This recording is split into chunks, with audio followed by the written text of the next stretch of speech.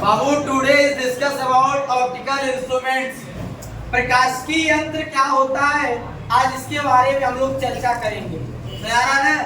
जैसा कि आप लोग जानते हैं कि पिछले दिनों में हम लोग जिस टॉपिक के बारे में डिस्कस किए थे, जो पढ़े थे, उस टॉपिक का नाम हुआ करता था, जैसे हमने पढ़ा पूरे ऑप्टिक्स की अगर बात करें, बच्चों मेरी बात को ध्यान से समझिए, हमने डिस्कस किया था ऑप्टिक्स के बारे में।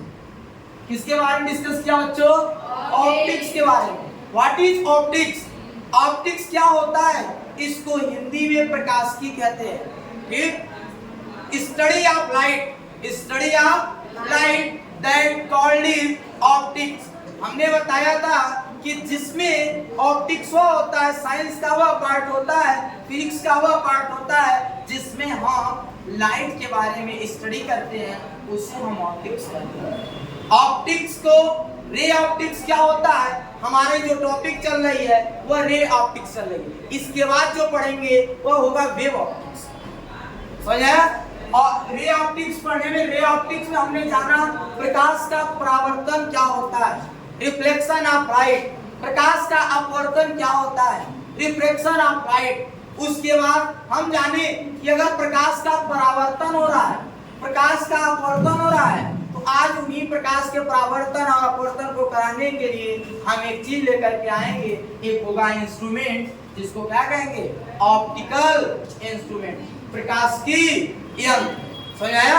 प्रकाशिकी यंत्र में हम लोग जानेंगे, सबसे पहले जानेंगे दर्शन कोण क्या, दर्शन कोण क्या होता है और दर्शन कोण आता कहां से है, इसका यूज क्यों किया जाता है, कहां किया जाता है, अगर दर्शन कोण पढ़ेंगे तो क्यों पढ़ेंगे, सबके बारे में हम चर्चा करेंगे। बच्चों देखा जाता है प्रकाशिकी यंत्र में तुम लोग नाम सुने होंगे सूक्ष्मदर्शी, दूरदर्शी का, सूक्ष्मदर्शी और दूरदर्शी का, उन्हीं के बारे में हम लोग डिस्कस करेंगे। बच्चों दर्शन कोण की अगर बात करें, क्या होता है दर्शन कोण? दर्शन कोण अगर हमारे सामने कोई ऑब्जेक्ट रखा है, कोई वस्तु रखी है, तो उस वस्तु को अगर हम अपनी आंखों से देख रहे हैं, तो हम उन वस्तु को देखने में हमारी आंख द्वारा बनाया गया जो कोण होता है, उसे हम दर्शन कोण। हमारे नेत्र द्वारा, हमारे आंख द्वारा यदि हमारे सामने कोई वस्तु रखी है, हम उस वस्तु को देख रहे हैं, तो उस वस्तु को देखने में हमारी आंख द्वारा जो बनाया गया कोण होता है, उसी को हम क्या कहते हैं? दर्शन कोण कहते हैं। समझ आया? आप लोग एक बात को सुनिएगा, जैसे कहा जाता है, अगर हम ले ले राइट एंगल ट्रायंगल की बात कर ले, जिसको कहा जाता है समकोण त्रिभुज।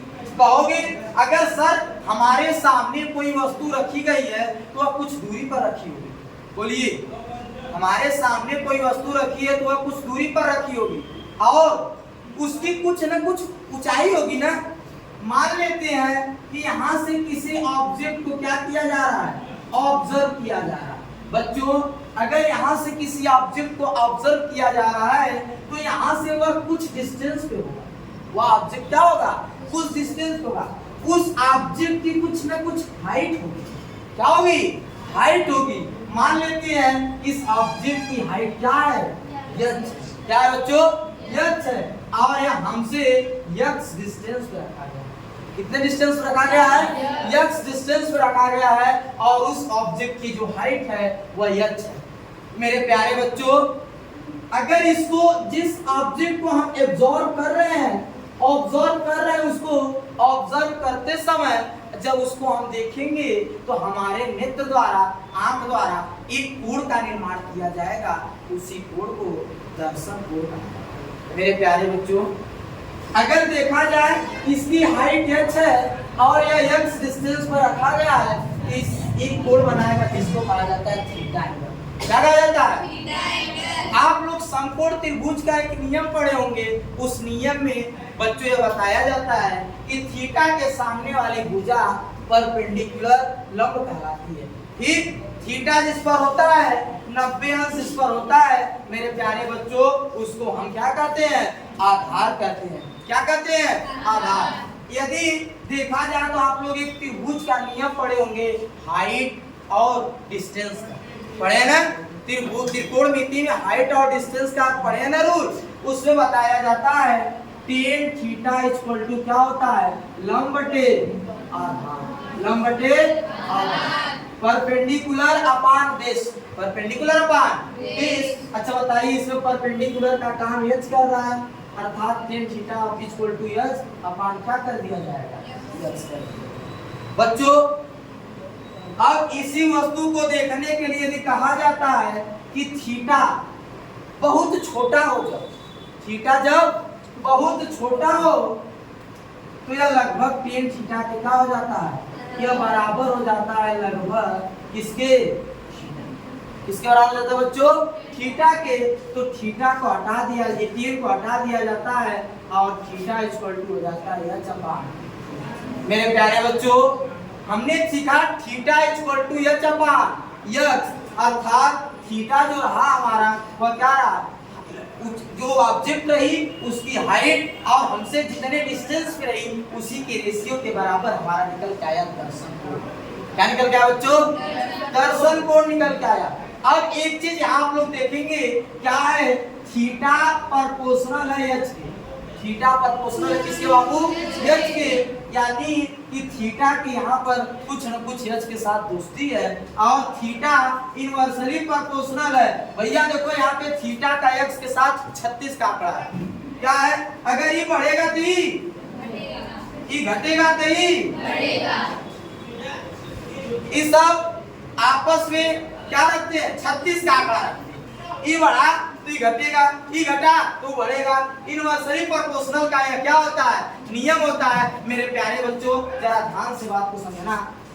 कहा जाता है कि थीटा यहाँ फार्मूला के अनुसार, according to formula, theta is inversely proportional to height of object and theta is inversely proportional equal to 1/x। x what is x, यहाँ पर जो x है बच्चों यह ऑब्जेक्ट की डिस्टेंस है, ऑब्जेक्ट हमसे कितनी दूरी पर रखा है, और जो h है वस्तु की हाइट है, यह थीटा के प्रोपोर्शनल दिख रही है, अनुक्रमानुपाती कहो या समानुपाती कहो। मेरे प्यारे बच्चों यदि थीटा का मान बढ़ेगा कब, जब h का मान, जरा बात को ध्यान देना, ध्यान सुनना बातों को। देखो अगर हमारे सामने यह वस्तु रखी है, अगर वस्तु की हाइट बहुत ज्यादा है, समझना बात को, अगर वस्तु की हाइट क्या है, बहुत ज्यादा है, तो हमारा दर्शन को सुनिए। अब तक हम वस्तु को जो देख रहे हैं बाबू बस इतना ही देख रहे हैं, जब हम वस्तु को बस देख रहे हैं तो यहाँ से यहाँ तक देख रहे हैं, थीटा हमारा एंगल इतना ही बना, बात समझिएगा। लेकिन अगर इसके जगह हम एक बड़ी वस्तु ले लेते, इतनी बड़ी वस्तु ले लेते, अब बताइए यहाँ से यहाँ तक वस्तु को देखेंगे, जब वस्तु को यहाँ से यहाँ तक देखेंगे तो एंगल बढ़ेगा, यानी कि जब हाइट बढ़ी तो दर्शन कोण भी क्या हो गया। जब वस्तु दूर गई, जब वस्तु कहाँ गई, दूर गई, x का मान बढ़ा, जब वस्तु कहाँ गई, x का मान बढ़ा, जब x का मान बढ़ा तो यह क्या करता है, हम बढ़ेंगे तो तुम घटोगे, यानी कि x का मान जब बढ़ा तो थीटा का मान घटा। वस्तु जितना दूर जाएगी, वस्तु जितना दूर जाएगी थीटा का मान उतना क्या होता जाएगा। मेरे प्यारे बच्चों कहा जाता है कि यहाँ पे देखा जाए अगर थीटा और h के अनुसार जब देखा गया तो कहोगे सर आपने बताया दर्शन कोण थीटा को, इसको बताया दर्शन कोण। अगर बात करें थीटा को तो थीटा क्या है, थीटा किस पे डिपेंड करता है, कहोगे सर एक तो हो गया हाइट और एक तो हो गया क्या, डिस्टेंस हुआ, एक हमसे वस्तु की दूरी और एक वस्तु की क्या ऊंचाई।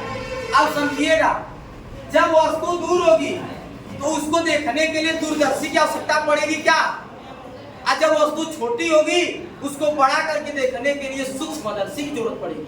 समझ आया ना, यानी कि जब हमने एंगल बनाया, थीटा बनाया, h और x का रेशियो देखा तो हमको दो इंस्ट्रूमेंट की जरूरत पड़ी, उस इंस्ट्रूमेंट का नाम रहा, उस यंत्र का नाम रहा सूक्ष्मदर्शी और दूरदर्शी। वस्तु के ऊंचाई की बात करें तो वस्तु छोटी होगी या क्या होगी, बड़ी होगी। जब वस्तु छोटी होगी उसको बड़ा देखने के लिए सूक्ष्मदर्शी की जरूरत पड़ेगी, और जब वस्तु क्या होगी, दूर होगी, उसको पास ला के देखने के लिए किसकी जरूरत पड़ेगी, दूरदर्शी। समझ में आया ना? किसकी जरूरत पड़ेगी? दूरदर्शी की और सूक्ष्मदर्शी। बच्चों इसलिए यहाँ से दो इंस्ट्रूमेंट का निर्माण किया गया, दो यंत्र बनाया गया। इस यंत्र का नाम रहा क्या? एक रहा सूक्ष्मदर्शी। क्या रहा बच्चों? सूक्ष्मदर्शी। एक रहा